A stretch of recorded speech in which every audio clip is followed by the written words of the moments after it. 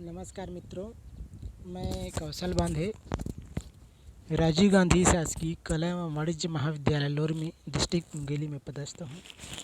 मित्रों, आज हम देखेंगे सन 1857 के विद्रोह। मित्रों, जैसे कि आप जानते ही हैं, सन 1857 के विद्रोह भारत के इतिहास में प्रथम स्वतंत्रता संग्राम माना जाता है। यह विद्रोह एक प्रकार से भारत में आरंभ की गई अभी तक था, यानी जो 1857 के विद्रोह से पहले जितना भी विद्रोह हुआ था, यह विद्रोह एक प्रकार से संगठित विद्रोह था। मैं ये नहीं कह रहा हूँ कि यह विद्रोह पूर्ण रूपेण संगठित था और यह असंगठित होने की वजह से ही असफल हुआ।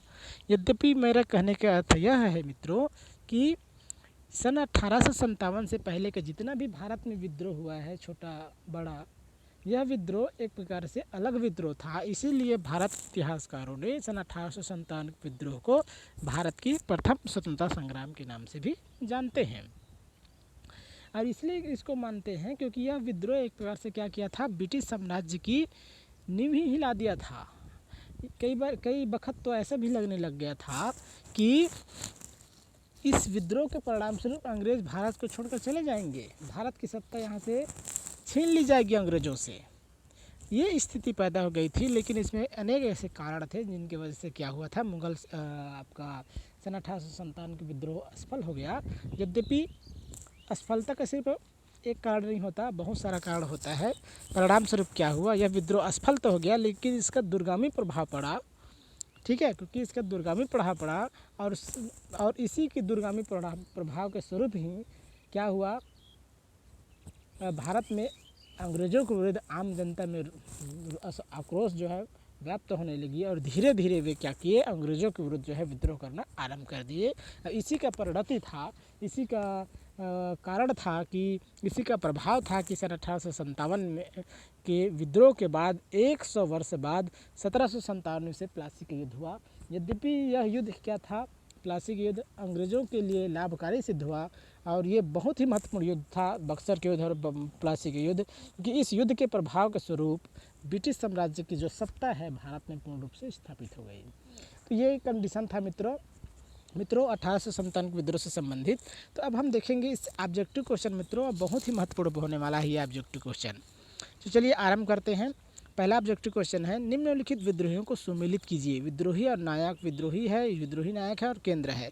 तो ये जैसे कि आप जानते हैं कि बहादुर शाह जफर ने कहाँ विद्रोह किया था भाई, तो ये इन्होंने दिल्ली में किया था, तो ये इसका आंसर आ जाएगा दिल्ली। ए बेगम हजरत महल ने कहाँ किया था, लखनऊ में की थी, तो इसका आंसर आ जाएगा 3, यानी हो जाएगा इसका सही आंसर बी नंबर आ जाएगा। बहादुर शाह जफर दिल्ली, बेगम हजरत महल आपका लखनऊ, कुंवर सिंह हो जाएगा डी नंबर, जगदीशपुर बिहार में किया था कुंवर सिंह ने।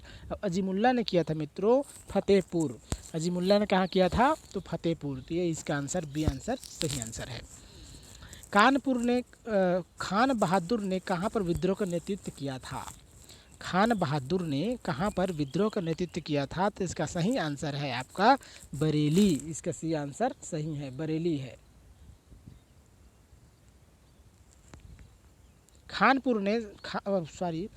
बहादुर ने सन 1857 के विद्रोह को बरेली में नेतृत्व प्रदान किया था। कहाँ किया था, बरेली में नेतृत्व प्रदान किया था। इन्हें मुगल साम्राज्य बहादुर शाह जफर ने सूबेदार पद पर नियुक्त किया था।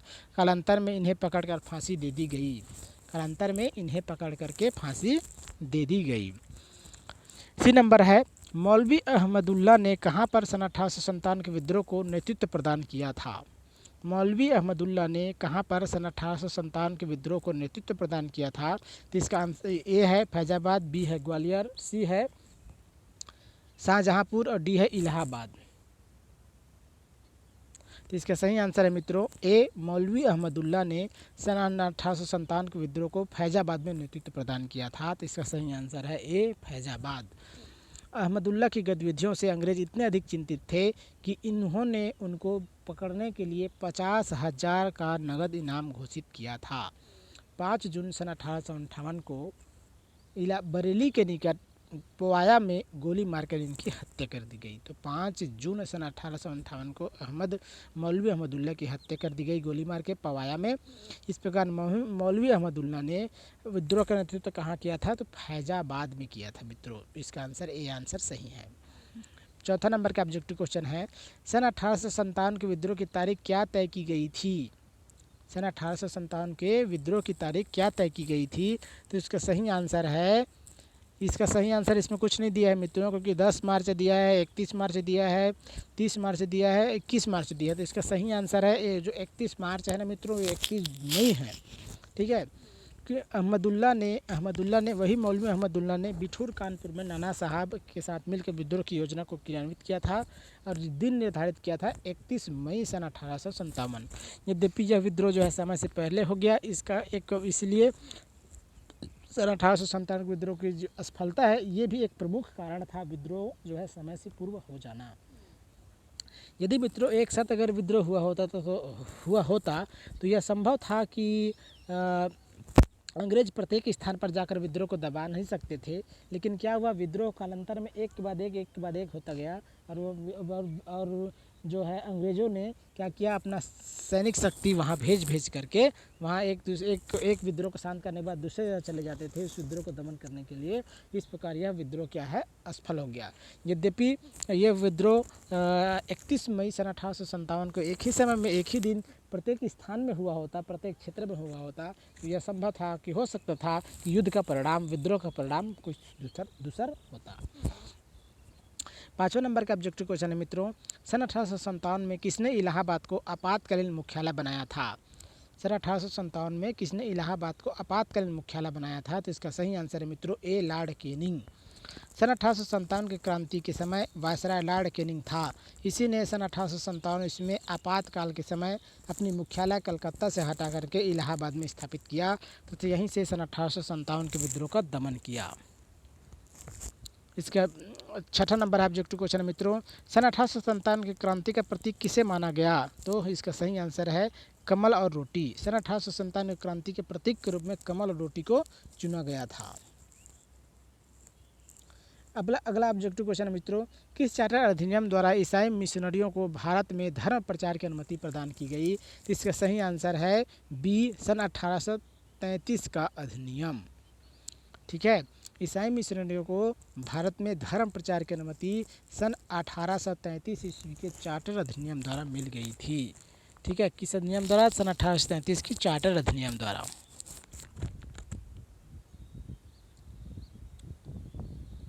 8वां नंबर का ऑब्जेक्टिव क्वेश्चन है मित्रों, सन 1857 का विद्रोह किस गवर्नर जनरल के शासनकाल में हुआ था? तो ये आंसर है Canning, Lord Lytton, Lord Dalhousie, Lord Minto.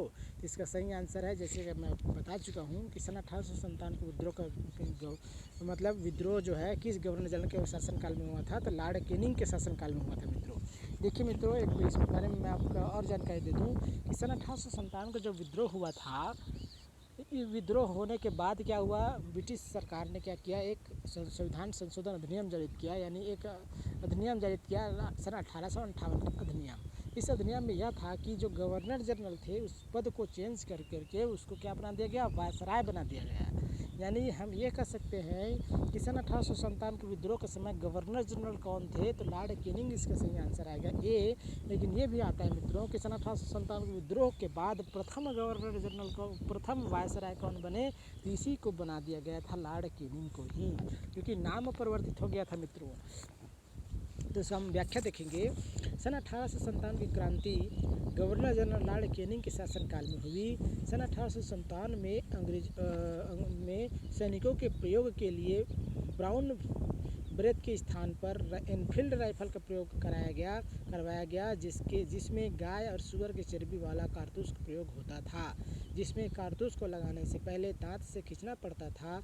गाय और सूअर की चर्बी के प्रयोग से हिंदू और मुसलमान दोनों ही भड़क गए, जिसके परिणाम स्वरूप सन 1857 के विद्रोह की शुरुआत हुई। तो ये कहानी था मित्रों कि जो इनफील्ड राइफल के ब्राउन बेस के स्थान पर इनफील्ड राइफल का प्रयोग किया गया था। और इस इनफील्ड राइफल में क्या होता था, कारतूस को प्रयोग करने से पहले जो है उनको दांत से खींचना पड़ता था, और इस दांत से खींचना पड़ता था, लेकिन जो है लेकिन इसमें जो कारतूस में गाय और सूअर की चर्बी लगी होती थी, परिणाम स्वरूप क्या हुआ, यह विद्रोह अंग्रेज जो है अंग्रेज़ों से हिंदू और मुसलमान दोनों भड़क गए, दोनों असंतोष हो गए। परिणाम स्वरूप यह विद्रोह जो है शुरू हुई। 9 नंबर का ऑब्जेक्टिव क्वेश्चन है मित्रों, चर्बीयुक्त कारतूस के प्रयोग के विरुद्ध पहली सिपाही विद्रोह कब हुआ? ये इसका ए है 10 मई सन 1857, बी है 29 मार्च सन 1857, सी है 10 मार्च सन 1857 और डी है 8 अप्रैल सन 1857। तो इसके सही आंसर है मित्रों बी 29 मार्च सन 1857 को हुआ। चर्बीयुक्त कारतूस के प्रयोग के विरुद्ध पहला सैनिक विद्रोह 29 मार्च सन 1857 को बैरकपुर छावनी पश्चिम बंगाल में मंगल पांडे ने कर दिया। मंगल पांडे के द्वारा प्रथम विद्रोह किया गया था मित्रों, इसको ध्यान में रखिएगा। मंगल पांडे के द्वारा जो है प्रथम विद्रोह किया गया। 10 नंबर का ऑब्जेक्टिव क्वेश्चन है मित्रों, मंगल पांडे ने किस अंग्रेज अधिकारियों को मारकर विद्रोह किया था? तो ए है हडसन, बी है लेफ्टिनेंट बाग व हुसन, सी है केनिंग व हुसन और डी है निकलसन व कैंपबेल। तो इसका सही आंसर है मित्रों बी लेफ्टिनेंट बाग व हुसन को मार करके क्या किया था, मंगल पांडे ने विद्रोह का नेतृत्व प्रदान किया था। 29 मार्च सन 1857 में बैरकपुर छावनी में मंगल पांडे ने चर्बीयुक्त कारतूस के प्रयोग का इनकार करते हुए अपने अधिकारी लेफ्टिनेंट बाग और लेफ्टिनेंट जनरल हुसन की गोली मार करके हत्या कर दी। तो इस प्रकार मंगल पांडे ने किस अंग्रेज अधिकारी को गोली मारकर हत्या किया? तो लेफ्टिनेंट बाग एवं लेफ्टिनेंट गवर्नर जनरल हुसन को इन्होंने हत्या की 29 मार्च सन 1857 को। ठीक है। 11 नंबर का ऑब्जेक्टिव क्वेश्चन है मित्रों, मंगल पांडे को कब फांसी दी गई? ये बहुत ही महत्वपूर्ण ऑब्जेक्टिव क्वेश्चन है मित्रों। तो इसके सही आंसर है सी 8 अप्रैल सन 1857 को। मंगल पांडे को कब फांसी दी गई? तो 8 अप्रैल सन 1857 को फांसी दी गई। उत्तर प्रदेश के तत्कालीन गाजीपुर बलिया जिले के रहने वाला मंगल पांडे बंगाल में स्थित बैरकपुर छावनी में 34 NI का जवान था। 29 मार्च सन 1857 को विद्रोह करने के बाद अदालत ने 8 अप्रैल सन 1857 को सैनिक अदालत के निर्णय के बाद मंगल पांडे को फांसी दी गई। तो ये बहुत ही महत्वपूर्ण ऑब्जेक्टिव क्वेश्चन मित्रों कि उत्तर प्रदेश के तत्कालीन गाजीपुर बलिया के जिले का रहने वाला मंगल पांडे कहाँ तक था? उत्तर प्रदेश का तत्कालीन जो है उत्तर प्रदेश गाजीपुर बलिया का रहने वाला था ये।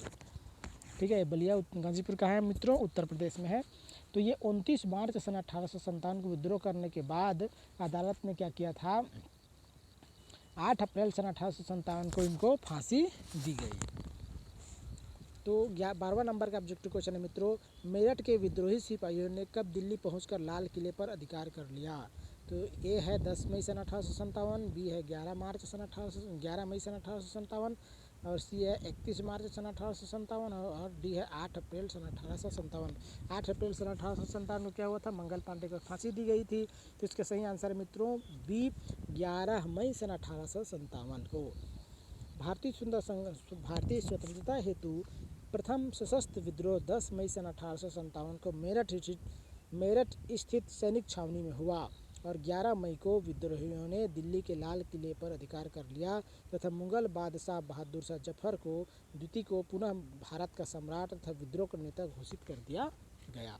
तो ये भी बहुत ही महत्वपूर्ण ऑब्जेक्टिव क्वेश्चन है मित्रों कि मेरठ के विद्रोह सिपाहियों ने दिल्ली कब पहुंचा था विद्रोही सिपाहियों ने? तो 11 मई सन 1857 को पहुंचा था और बहादुर शाह जफर को मुगल सम्राट का भारत का फिर से क्या बनाया गया? सम्राट बनाया गया और उनके ही नियंत्रण में जो है 1857 का विद्रोह जो है लड़ा गया।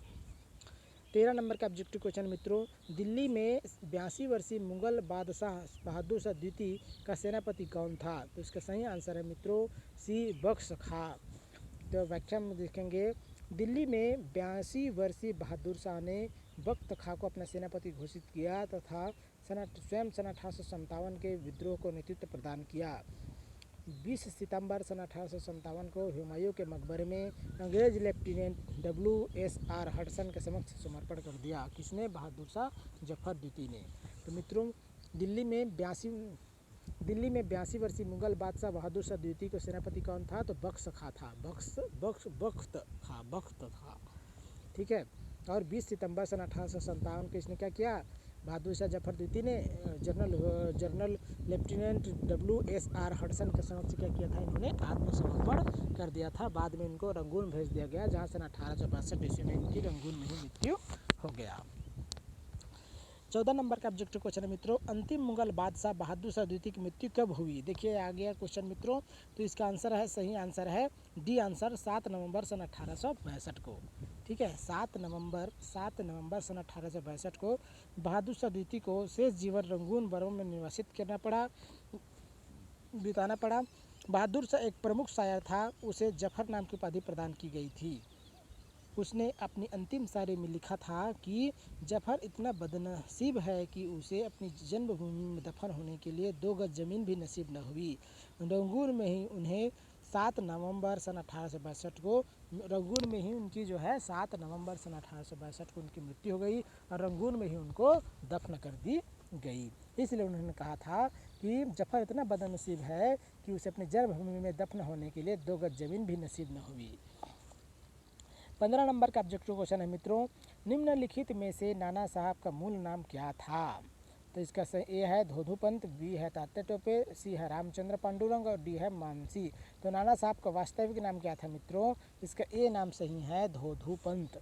नाना साहब का वास्तविक क्या नाम था? धोधुपंत था। इसका व्याख्या देखेंगे, कानपुर में 5 जून सन 1857 को विद्रोह की शुरुआत हुई। कहाँ हुई? कानपुर में 5 मई सन 1857 को। यहाँ पर पेशवा बाजीराव द्वितीय के दस्तक पुत्र नाना साहब, जिनको बोलते हैं धोधुपंत भी कहा जाता है, ने विद्रोह का नेतृत्व प्रदान किया, जिसमें उनकी सहायता तात्या टोपे ने की थी। और तात्या टोपे का वास्तविक नाम क्या था मित्रों? जैसे कि आप जानते हैं, रामचंद्र पांडुरंग था। 16 नंबर का ऑब्जेक्टिव क्वेश्चन है मित्रों, झांसी की रानी लक्ष्मीबाई को अंग्रेजों से लड़ते हुए कब मृत्यु प्राप्त हुई? झांसी की रानी लक्ष्मीबाई को अंग्रेजों से लड़ते हुए कब मृत्यु प्राप्त हुई? तो इसका सही आंसर है बी, 17 जून सन 1858 को। इसका सही आंसर क्या है मित्रों?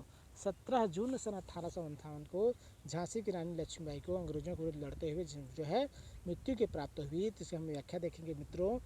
झांसी की रानी लक्ष्मीबाई ने अनेक युद्धों में अंग्रेजों को पराजित किया तथा ग्वालियर में तात्या टोपे से मिलकर अंग्रेज जनरल हुसैन से लड़ते हुए 17 जून सन 1858 को वीर गति को प्राप्त हुई। रानी लक्ष्मीबाई की मृत्यु पर हीरोज ने कहा भारतीय क्रांतिकारियों में यहाँ सोई हुई औरत अकेली मर्द है। ये कोटेशन बहुत ही महत्वपूर्ण है मित्रों।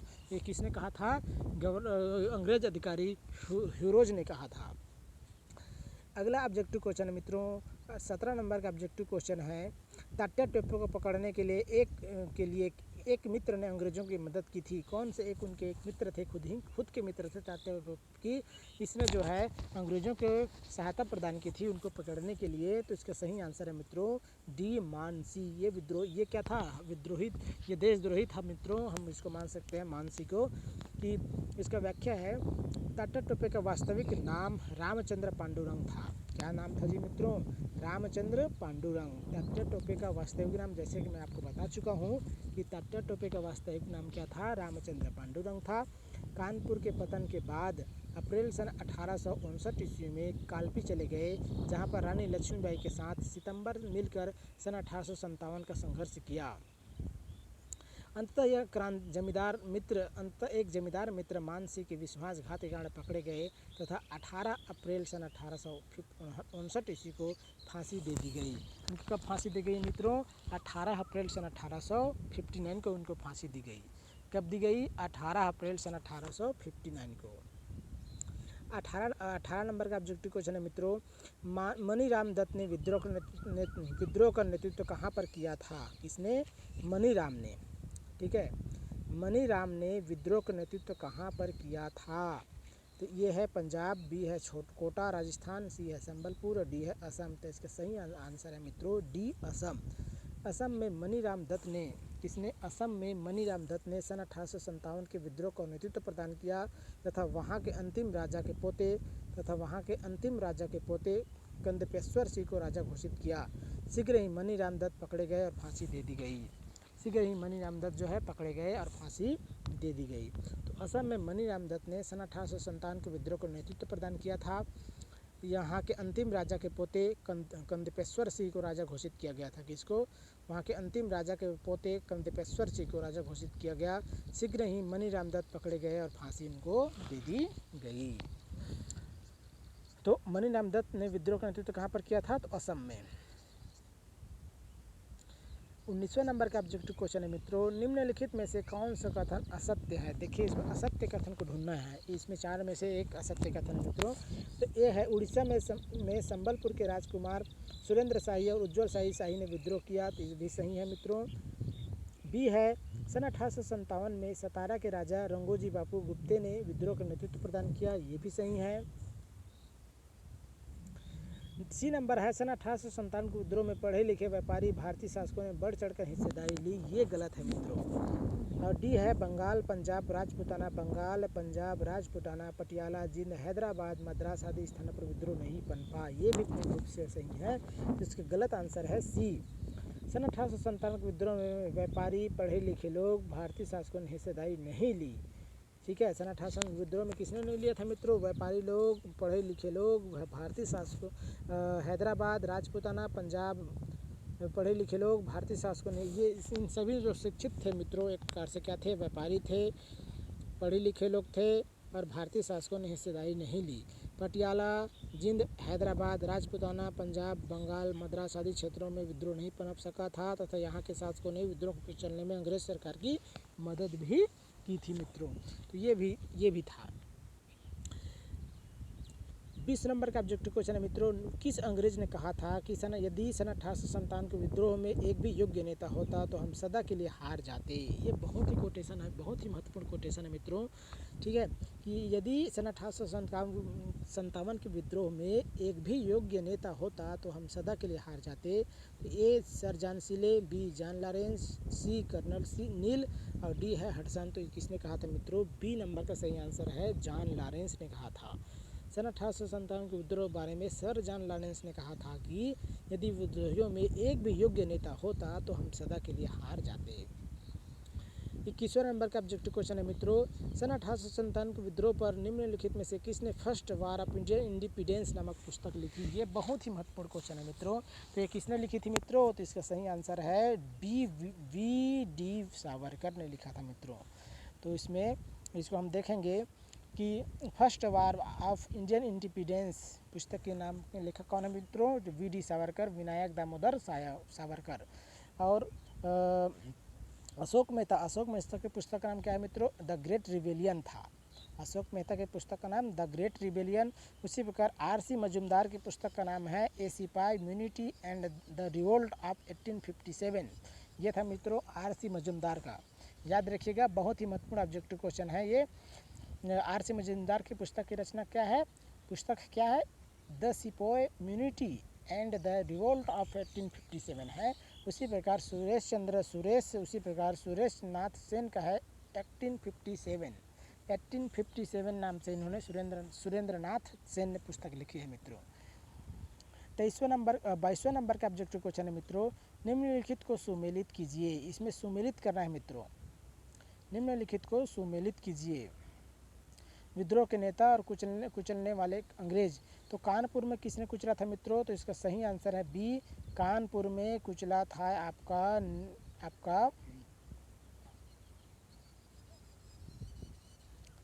कॉलिन कैंपबेल ने किया था मित्रों।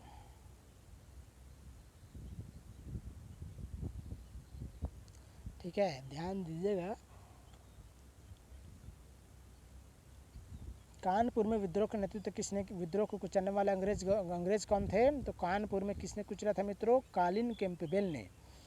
उसी प्रकार जगदीशपुर में किसने किया था? जगदीशपुर में आपका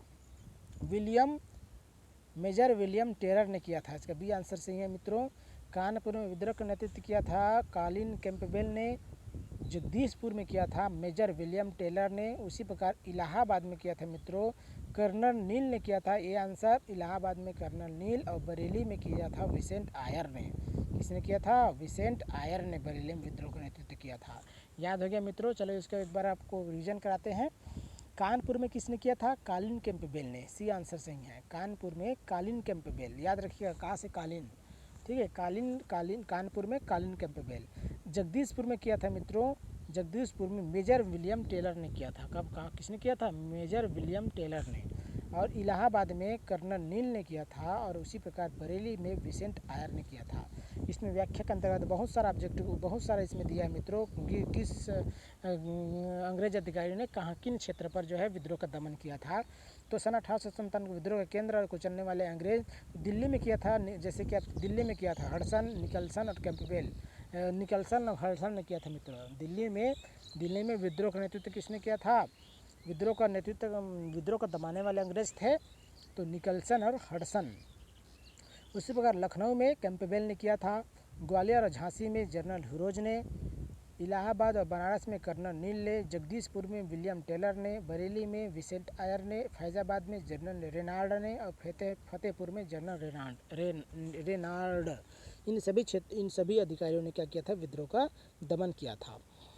23वें नंबर का ऑब्जेक्टिव क्वेश्चन है मित्रों, सन 1857 के विद्रोह के स्वरूप के संबंध में यह मत किसका है कि यह एक राष्ट्रीय विद्रोह था? यह एक राष्ट्रीय क्या था? विद्रोह था। तो इसका ए है बेंजामिन डिज़रायली, सी है बी है आउट्रम, सी है वी.डी. सावरकर और डी है एल.आर. रीज। तो इसका सही आंसर मित्रों ए बेंजामिन डिज़रायली ने कहा था कि यह एक राष्ट्रीय विद्रोह था। ठीक है, प्रथम भारतीय स्वतंत्रता संग्राम था, वी.डी. सावरकर ने कहा था। यह हिंदू की शिकायतों की आड़ में मुसलमानों का षड्यंत्र था, जेम्स आउट्रम ने कहा। यह ईसाई धर्म के विरुद्ध एक धर्म युद्ध था, एल.आर. रीज ने कहा। यह एक राष्ट्रीय विद्रोह था, बेंजामिन डिज़रायली ने कहा था मित्रों। किसने कहा था? बेंजामिन डिज़रायली ने। तो 24वें नंबर का ऑब्जेक्टिव क्वेश्चन मित्रों, 1 नवंबर सन 1858 में भारत के किस शहर में महारानी की उद्घोषणा को पढ़ा गया? तो वह पढ़ा गया था मित्रों इलाहाबाद में। इसका सही आंसर क्या है? इलाहाबाद में 1 नवंबर सन 1858 को महारानी के घोषणा पत्र को उद्घोषित किया गया, तो वह है इलाहाबाद में। सन 1857 का विद्रोह असफल होने के बाद 1 नवंबर सन 1858 को इलाहाबाद में आयोजित दरबार में लॉर्ड कैनिंग ने महारानी की उद्घोषणा को पढ़ा। इस उद्घोषणा में भारत में कंपनी के शासन का समाप्त कर भारत का शासन सीधे जो है क्राउन के अधीन कर दिया गया तथा एक भारत मंत्री या सचिव तथा 15 सदस्यों वाली इंडियन काउंसिल की स्थापना जो है की गई। इस प्रकार मित्रों की सन 1857 की असफलता के बाद ब्रिटिश सरकार ने सन 1858 में एक अधिनियम सन 1858 का अधिनियम जारी किया, जिसमें क्या किया गया?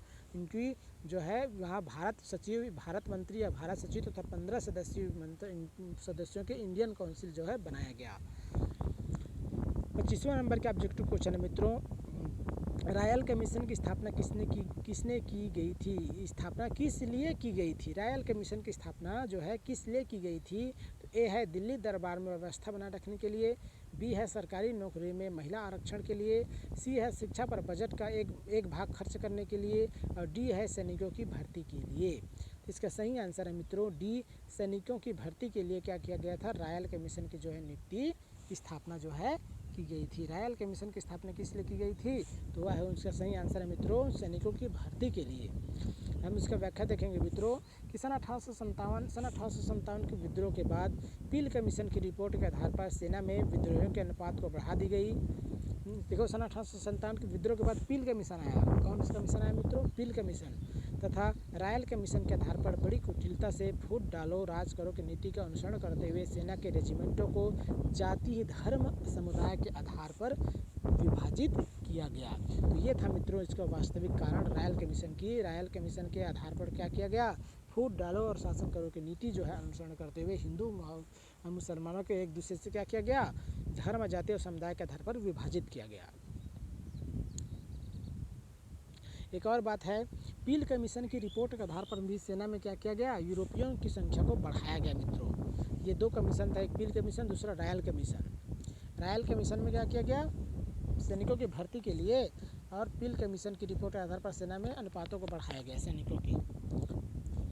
26वें नंबर का ऑब्जेक्टिव क्वेश्चन है मित्रों, निम्नलिखित में से किसने भारत सरकार के कहने पर सन 1857 के इतिहास लिखा? यानी राजकीय इतिहासकार था, एक प्रकार से हम कह सकते हैं मित्रों। किस सन निम्नलिखित में से किसने भारत सरकार के कहने पर सन 1857 के इतिहास लिखा? तो A Ramchandra Majumdar, B S N Sen, C V D Savarkar और डी अशोक मेहता। तो उससे सही आंसर है मित्रों बी एस एन सेन ने क्या किया था? भारत सरकार के कहने पर सन 1857 विद्रोह को लिखा था। तो इसका व्याख्या मित्रों, भारत सरकार के प्रसिद्ध इतिहासकार रमेश चंद्र मजुमदार। एस एन सेन कौन था? इसका पूरा नाम क्या है मित्रों? तो रमेश चंद्र मजुमदार। भारत सरकार के प्रसिद्ध इतिहासकार रमेश चंद्र मजुमदार को सन 1857 के विद्रोह का इतिहास लिखने के लिए नियुक्त किया गया था, परंतु सरकारी समिति से अनबन हो जाने के कारण उन्हें इस कार्य को करने से मना कर दिया तथा स्वतंत्र रूप से अपनी पुस्तक द सिपाही म्यूनिटी एंड द रिवोल्ट ऑफ 1857 को प्रकाशित की। बाद में सुरेंद्र नाथ सेन ने सरकार से कहा और उन्होंने 1857 नामक पुस्तक लिखी। ठीक है, यानी किसने भारत सरकार के कहने पर 1857 का इतिहास लिखा? तो एस एन सेन ने लिखा। लेकिन क्या हुआ? एस एन सेन ने लिखने के लिए कहा था मित्रों इतिहासकार, लेकिन एस एन सेन को, लेकिन क्या हुआ? रमेश चंद्र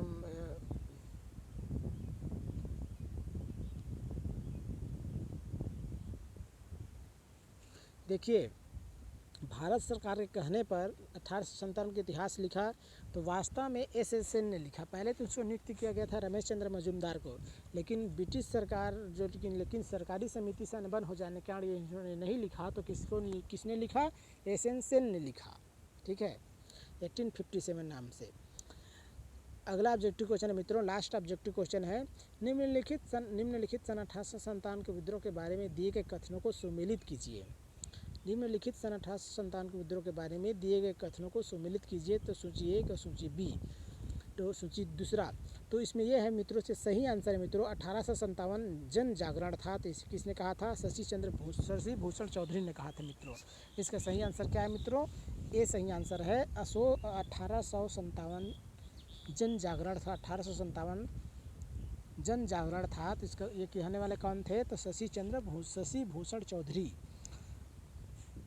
सन 1857 का विद्रोह कमजोर व्यवस्था अपनी खोई हुई मर्यादा को पाने का अंतिम प्रयास था। तो इसका सही आंसर मित्रों ताराचंद ने कहे थे ये शब्द।